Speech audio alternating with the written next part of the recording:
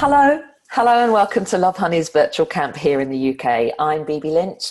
I'm a journalist and broadcaster who, despite never having sex, seems to write and talk about it quite a lot. So let's start. I am very excited to welcome our first speaker, chatting everything sex education, especially sex education on TV. Let me introduce the resident sex specialist nurse on E4's The Sex Clinic, presenter and actual nurse, Sarah Malindwa. And yeah, if you've got any questions for Sarah, go to the Q&A bit and on the screen at the bottom, and we'll try to answer as many as possible at the end of the session. Sarah, you there? I am here. How are you? Oh, I'm good. How are you? Very well, thank you. It's nice to see you. Nice background. Oh, is it all right? Is the light too harsh? I wasn't sure. No, you look fantastic. I love the lighting. I just thought there'd be like a picture or something. We'll sort that out. Sort that out. Thank you. I'm trying, Bibi. No, I know you're doing very well. Sex education. This is a kind of a piece of a string question, I guess, but what makes good sex education? I think openness and honesty is what makes good sex education, not trying to sort of skirt around certain words and certain phrases and just being straight to the point. I think that's the key to it, because I think if you're a sex educator and you're teaching, especially with young people and just people in general, and you sort of are a little bit nervous, or you try to use other words instead of using actual words, especially when it comes to genitals, all that does is plant a seed in somebody's head to say that, oh, that's wrong, or there's some sort of shame attached to certain words or certain phrases or certain body parts. So just being open and honest and using the right terminology, and not sort of making it a little bit awkward. So I think just your approach and being personable, I think, is what makes good sex education. It's interesting. So do you think the sex education, if it's bad, can actually do harm? I think so. And I think especially in schools, because that's where that's your first point of learning when it comes to sex education. So one bad experience can sort of put you off for life. It's almost a bit like, the first time you drink alcohol and then you get sick of a certain drink, and then it puts you off that drink for life. No more vodka ever again. No, you're right. Not really for me. So it's almost like that. You have kind of a negative experience, and then you sort of bury it, and then you don't want to approach it because you kind of, that's the first thing that's been planted in your head. So yeah, absolutely. I'm guessing sex education is so different now, though, because my sex education was, putting a condom on a banana. Yeah. Yeah. Yeah, I think they're still kind of doing that. I think now they're starting to get in more sex toys and trying to make it as realistic as possible, so that people know what genitals look like, and children can sort of know exactly what it looks like. And so I think they are moving towards that, because I know when I did a sex education class for a boys' secondary school a few years back, and I did it for 300 teenage boys. I can't even. I know. Honestly, probably the most nerve-wracking thing I've ever done, including being on national television. That was probably the scariest thing I've ever done. It was 300 in total, and I did it in 2 days. It was year 8s and year 10s, so they would have been 12 and about 15 years old, and I did it in separate classes, and yeah, that was the scariest thing. But yeah, so when I did, I went in with all my props and everything, and I took in the proper dummies of what a penis would look like and what a vagina would look like, so that we normalize genitals and things like that. So so I think it's moving in that direction. We've gone away from the bananas. What can you remember any of the questions that the boys asked you? Oh, they were so naughty. They would have all had such a crush on you. Oh, they were so naughty. Honestly, if I could have gone red, I would have. It's a good thing I don't blush. It's a good thing I cannot blush. So I did a thing called an Ask It basket. So I thought, of course they're not, they're teenagers. Of course they have questions. They have more, so many questions. Yeah. I did an Ask It basket, and I said, everyone put your questions in the basket. I'll put it out anonymously. You don't have to put your name or anything. And honestly, I pulled out, I think, about 12 questions before I got to an actual genuine question. One of them was, Miss, what does cum taste like? Of course that's not, of course that wasn't a genuine question. Another one was, what was the other one? Can you get pregnant through anal sex? Which I thought may be a genuine question. So you have to read the room when you're doing this thing. So they're young children. One or two, a lot of them I think would know that you can't, but you never know how many may not know that. And so I did answer that question. But yeah, we had some very interesting questions coming That through. is so funny. So you are, I love this. So you're an actual nurse. And Yeah. so you're using like your real skill, your real knowledge on the Mm. sex clinic, which is where you are the resident specialist nurse, which is fantastic. Yeah. What's it like? Is it a weird situation to be dealing with people's sex questions on telly? It is and it isn't. I think the weird thing is that you've got two massive cameras staring at you, and you're conscious that the whole, crew is backstage, and all the producers and directors and everyone's watching backstage. So you're sort of conscious of that.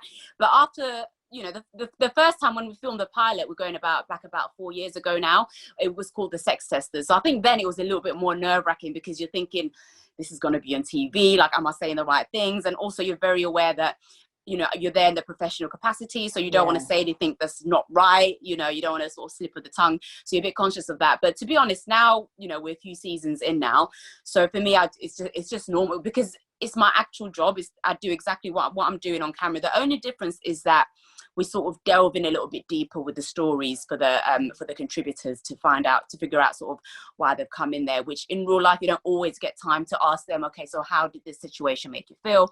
Of course you have time to speak to them and stuff, but because we obviously making a TV show and we're trying to get those stories out as well, so it's different in that way, which I quite like as well, because you really do get the report, and so also the audience get to hear stories that they can massively relate to. And I think that's why the show's been such a great success, because every story we can all relate to. Everyone's been through being ghosted, or going through a really bad breakup and feeling like you can't move on, or having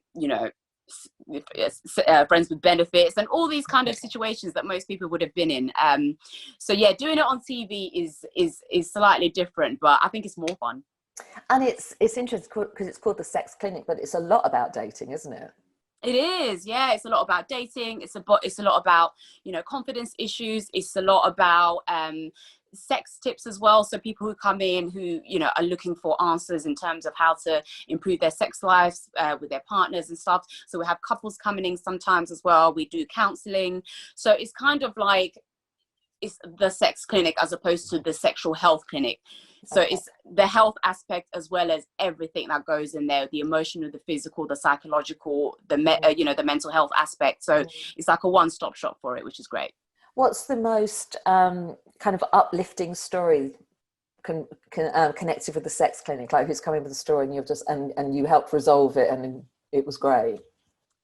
Gosh, do you know what? I think with that, so almost every patient comes in with a scenario or dilemma that for them they've probably been holding on for weeks, months, if not years sometimes, and you speak to them, and then by the time they've left, they're like, I just can't believe I was holding on to this. I feel so relieved. I had no idea. I'm trying to think of one because there's so many. I think we touched on a few topics. There was a girl who had symptoms. She was really worried because she was diagnosed with herpes, and with herpes, there's a lot of stigma attached to herpes. It's a cold sore virus, the same way you'd get a cold sore on your lip. It's just that when it's down there, people make a massive deal about it, and it's very easy to treat. And so she thought that she could, it really stopped her from progressing in her dating life. She was really scared to date anybody. She was scared of disclosing it. She was scared that if she had herpes, she would be at higher risk for HIV. So then she didn't get a HIV test for a long time. And all of these things, she was diagnosed, I think, at 19, and, she came in at like 26, 27. So for all this time, she hadn't spoken to anybody about her diagnosis. When she was diagnosed, they didn't really give her a lot of information. There was just like, you have to tell every partner you've had. I think they kind of scared her. The clinic where she had gone to, they sort of put the fear of God in her, and she was just like, that's it, no one's ever going to want me. And so we broke it down for her, explained to her that herpes is not, it's not a big deal. And the funny thing is, she hadn't had symptoms for about 3 years, and normally we say if you don't have an outbreak for about 2 years, the longer you don't have an outbreak, the less likely you are to have it, and your body at some stage will clear it, and she may never get an outbreak again. But no one had ever explained that to her, and so she was sort of living in fear of having an outbreak and never moving forward with dating. But if she'd never spoken to anyone before, why did she do it on telly? I know. Well, this is it. With the sex clinic, it's a strange one, because a lot of our contributors that come in, sometimes, you know, they'll come in and they'll say, okay, so and so's coming for this, and so we have a, you know, like just as you would in real life, so you get, you know, a small background of why they've come in. And then and you know what, it's funny that people say that about TV, because it happens in real life as well. Once you start talking to them and you make them feel comfortable and you kind of build that rapport, the floodgates just open. And because it was something, I feel like because it was something that was weighing so heavily on her, whether the cameras were there or not, it was that she just, you know, she felt comfortable. And after that, she was, because they can also say, look, I don't want this to be in it. They do have control over that. So whether they, because some people, they do. So some people are happy for cameras to be shown down there when they're having the examination. Some are not. Some people might say, okay, well, I don't want this in there. So they do have that control. And she was like, this has affected me so much that if this story can help somebody, then I'm more than happy. Oh, well, that's so brave though, isn't it? Yeah, absolutely. Yeah. So you get, so if you're on the tube, you're in Waitrose, you're looking at a melon, I don't know. Do people, I don't know. Do people come up to you the whole time and just ask you stuff? I do get a lot of questions. Yeah, it is quite funny. It's especially on the DM side. Oh, I bet. Yeah. Yeah. And I do try to help as much as I can, but you can't really give consultations through Instagram, you know. So I always say, look, just visit your nearest clinic, and I send you know, as much information as I can and links to websites, and sort of send them to all the, you know, the verified. Oh, you're a sweetheart. You're good. So is this true? Birdie tells me, please hope it's true, that you use Lovehoney toys on set at the sex clinic? We do, and they're very popular. They are very popular. So we use them on set just as part of our decor, because if you've watched the sex clinic, you know it's quite bright, it's quite vibrant, it's very, like, it's a fun, you know, atmosphere and environment. And Lovehoney products are just that as well. You know, they're quite fun, the shapes are interesting sometimes, so we use them as sort of, you know, little decors here and there in the waiting room where the patients are, which is interesting because a lot of the time, because the waiting room footage in the sex clinic is very popular, because that's when everyone kind of meets and they're like, okay, so what brings you here? And then they sort of get to talking, and then someone's like, what's that? And then somebody pick it up, and then they start, you know, trying to guess what it's for. So it's really fun, and I think it just having that visibility of sex toys and stuff like that, it just normalizes it for people. Totally. And a lot of people do use them, so just even seeing it on national TV somewhere other than the bottom of your drawer, buried underneath your socks, I think just having them in your socks, in your in your leg warmers. Well, talking of sex toys, I hear you've had a special delivery. I have had a special delivery. Yeah, I've had many toys. I don't have them with me. I had them earlier, but so I have had a few vibrators and the what do you call it? The lube. I've heard so much about. Yes, I've heard so much. Water-based.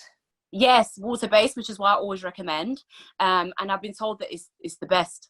Why do you always recommend water-based? So with anything that's oil-based, especially if you're using condoms on toys and things like that, there's more chance of there's a higher chance of it ripping as well. So water is always better, and you're also less likely to build up on bacteria than with water-based lube than with oil. Oil is, because of the thickness, it can build up with bacteria on there, which can harbour infection. So none of that was taught to me at school. So my sex education at school, I told you, was, you know, dating a greengrocer. Yeah. All the bananas I can put condoms on, and how not to get pregnant. Yeah. Sexual pleasure, nothing about sexual identity, nothing like that. No, nothing about identity, nothing about consent, nothing about how to deal with peer pressure, all these kind of things. So yeah. It's so terrible. Yeah. You were also sent, and I want to hear what you say about this when you have a little go on it, a strawberry lickable massage candle. Oh yeah. Oh, that sounds good. How has social media changed the perception of sex toys, do you think? And like TV, do you think TV represents sex toys enough? I don't think so, to be honest. I mean, I don't watch as much TV as I used to, but I've never seen like like a sex scene where toys. I mean, I'm sure they are there. Don't get me wrong, but I've never seen them, for instance, being discussed in maybe like a storyline on a drama series or in a movie. Like somebody might stop and and implement that. You don't really see it. It's not as common as I think it should be, because we know that a brand like Lovehoney, which is very popular with people, everyone knows Lovehoney. A lot of people use their products, and so I'm just surprised that it's not. Well, it was weird because Sex and the City famously yes, kind of introduced the wand as a massager, and also the rabbit. Good old Samantha, yeah, hilarious. And you think that would have, if you excuse the expression, opened the floodgates? You thought that would have kind of kicked it all off? Been a window to just say, okay, well, maybe we should explore this, and maybe introduce this. And so I think we're getting there. I think social media definitely does. I think there's a lot of sort of sex positive, body positive influencers out there who talk about it a lot, and I think that's the start. And social media is kind of becoming the new, it's almost up there with TV in terms of how people engage, especially nowadays. So it's only a matter of time before people who do make movies and do make TV shows say, look, I mean, we've done it with the sex clinic, so I don't see why other people can't. It's weird because I guess, so when I was at school, I mean, I certainly never had the birds and the bees conversation with my parents. I'm kind of grateful. But so my sex education would come from the class or the playground, and now I guess people are lucky, or younger generation are lucky that their sex education is so kind of broad and out there. I think it's a gift and a curse. I think it's great that it is broad, and they do have a lot more sort of if you like somebody who's positive about it, you can go and learn from that. But I think there's also a lot of misinformation, and oftentimes it's not if there's nobody there to kind of tailor it and explain it, and also sexually explicit music and content, language, especially for young children, and knowing that in some music lyrics, some of the lyrics can be quite aggressive and quite sort of demeaning sometimes to women as well in certain genres. And so speaking to young boys and say, this is not how we speak to women, and if you want things about I know in hip hop music there's a lot of sort of language that's used that if you're a young boy, it's important to have somebody to explain certain things to you. So I think it's great that they do have a lot of information, but I think because of that, we need to step it up a little bit with the education and teach them the difference between fantasy, i.e. porn, music videos, lyrics, and real life situations and sex, and also the whole idea of seeing only specific body types. I think I think we're still, I don't think we're quite there yet in terms of body representation of like different body types, tall, all sorts of body types. It's still, I feel like, and this is just going from my personal as a consumer watching TV, is that I still feel like there's not enough diversity in body types when it comes to sex on TV. I think there's still, on social media there is. I was just going to say that. So that's the thing. Social media is like way ahead. And TV is still, trying to, it takes a lot longer for TV to sort of catch up. So for all of social media's kind of it can be incredible, can't it? So here's a question. I like to preempt a question by saying I'm going to ask you a question. You think post-COVID, the sex clinic will be hearing different kind of dilemmas and issues? Do you think the whole virus and the pandemic and how we've dealt with lockdown, or just our take on sex and relationships and dating would have changed? So when they're coming to you, people have just got different questions for you? I think we're probably going to be dealing with a lot more of the emotional side of things. I think, we've already done the first wave, so we kind of, know how that felt and how isolated that was, and how the loneliness that was experienced, because over 50% of adults reported feeling lonely and isolated, and so especially if you're not in a relationship, great if you're in a relationship, or even if you are in a relationship, some people that can bring them closer, but a lot of people it has brought them apart. And so we're probably going to find a lot more relationship issues and people needing a lot more support and counselling, because we do that on the show. We're probably going to get more stories about people maybe losing their confidence a little bit, maybe being worried about the future, fearing that they're never going to meet somebody, because it was already hard. I think as great as dating apps and everything is, I think sometimes it can create a false sense of, I've got so many options, therefore I don't need to invest in anybody. And it's kind of like one person does something wrong, put them to the side and move on to the next. So we don't really because we live in this instant world, we also take that instant nature into our dating lives, and we don't invest in each other the way we should and give things time to grow. We kind of just want that quick, perfect relationship that's portrayed in a lot of, people's social media. Sweet mentality, isn't it? That's No, I totally agree. I wonder as well, you're going to have more people talking to you about sex toys, and here's the reason. Absolutely. That was what I was going to say. Exactly, because that's, people have been embracing the sex toy, and why not? And I've actually, even, sex toy virgins, novices, and now they'll be like, what's next? Because they're going to explore this fully. Right, yeah. So I think we're going to have more people asking questions about, sex toys, how to use them, because there's not a lot of information, and definitely they don't teach it in schools. Like I've never heard of that being taught in schools. So and people are also not aware that you can you can get STIs through sex toys, through sharing sex toys, particularly within group sex activities, because often people think you just get it from somebody's body to another, but it's actually that bacteria and how it's transmitted. So if you use a toy on one person, then you use it on another, that person's got an infection, you're going to pass it on to that person, then you put it on yourself. And so just teaching people about how to keep it safe, and also how to safely clean sex toys, and things like that. I think we're definitely going to be seeing more questions like that. So talking of questions, I've got a couple of questions for you now, if that's okay. Let's have a little look. Fine. I like the surprise of this. I'm just going to move that around because I can't see your lovely face. Oh, this is from Annabelle Knight. Question for Sarah. What does she find is the most enjoyable part of her job? And Annabelle's giving you a little kiss. She never puts a kiss on anything she sends me. Oh, I'm honoured. I'm sending it right back. I'm livid. Livid. She's kissing you in the inside. Yeah, I bet she is. The most enjoyable part of my job, I think, I'm very nosy. And I'm very nosy.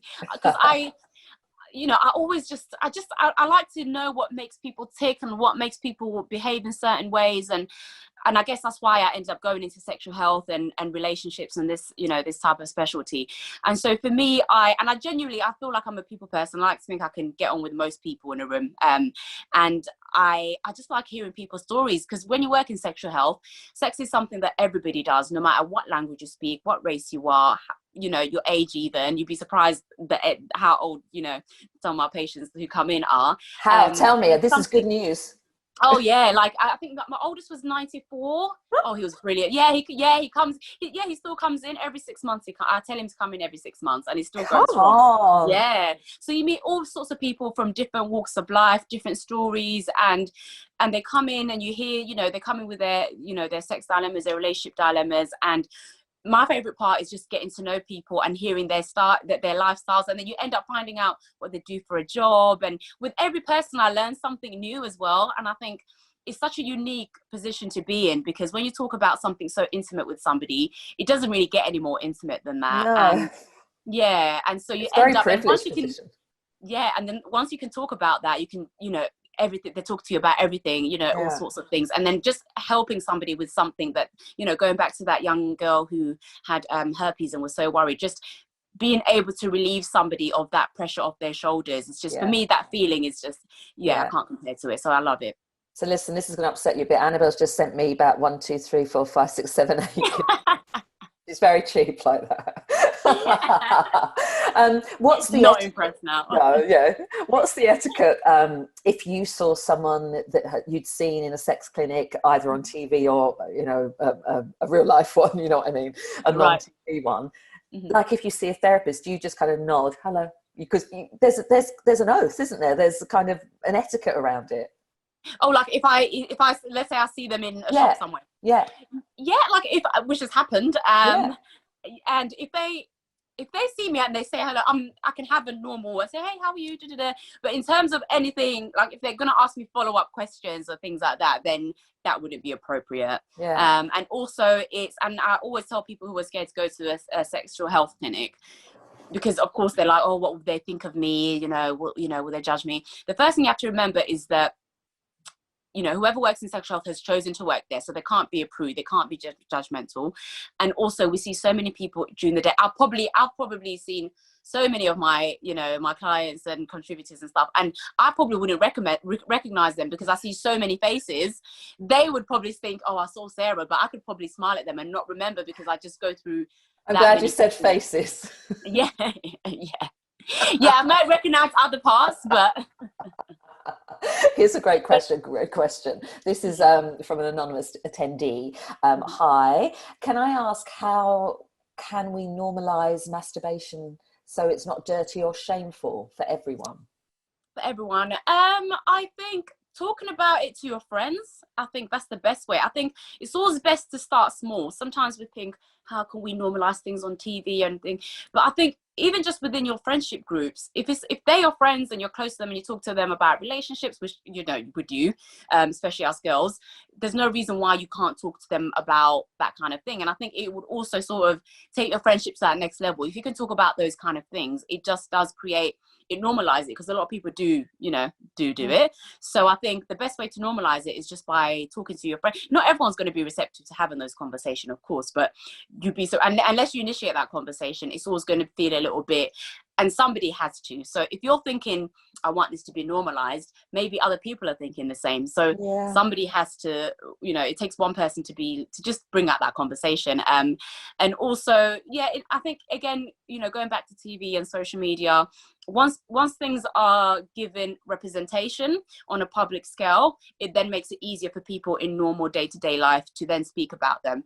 So I think it stems from that, and then it sort of trickles down into our everyday life. So just talk to your friends about it and get comfortable talking about it, and then it becomes less and less shameful. Honestly, I'm so envious of younger generations, because I don't think I even took, and I think I'm pretty broad-minded. And then I remember what a repressed Catholic I am. and I don't talk to my friends about masturbation. And then I'm like, why? No. And it's like, why don't I? That's so weird. Yeah. I do love that there's just this generations that are just so open and honest and getting empowerment. I just honestly think it's super impressive. I love it. Yeah, I think it's great. And, you know, it does take generations to get to certain, you know, if you think about, when you were a teenager and the type of conversations that you might have had. Now imagine your mother or your grandmother, that would have never even been, you know, even on that was like true. Married, but it wasn't even. So as time progresses, things become easier and easier. And I think for everybody's well-being, for everyone's sexual happiness, it's good that, like you said, young people feel empowered to have these conversations. Yeah. What's next for you? Oh, what's next for me? I'm working on quite a few things at the moment, which is very exciting. Working on more TV projects, so you will be seeing me again. The sex clinic will be back, I believe, in January, so only 3 months away now. So we'll be back first thing in the new year. And what else? More TV stuff. I'm still keeping my fashion stuff going as well. So a lot of stuff within the fashion industry. Continue doing loads of health stuff. So I do sexual health, but I do all sorts of kind of health related things. And just working on new TV projects. We've got loads of stuff in the pipework that I can't say about right now, but it's all hopefully coming out soon. But it's going to be brilliant. It's been lovely chatting with you. Oh, it's been amazing, BB. And I hope to see you soon. Yes, definitely. We can put condoms on various fruit together. It'll be fun. Yeah. Really good. Ready where you are. Thank you so much. Brilliant. Thank you, BB. All right, all the best. And you, darling.